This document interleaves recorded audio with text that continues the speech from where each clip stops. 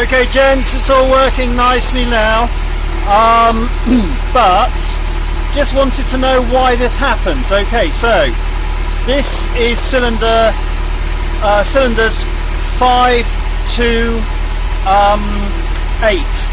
So when I pull it, you hear it start missing.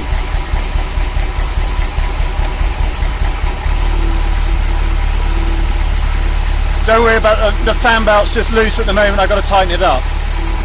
And this is cylinders 1 to 4.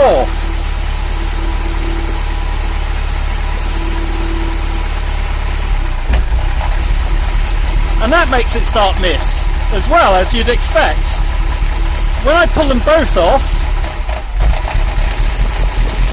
it still runs. Weird, isn't it?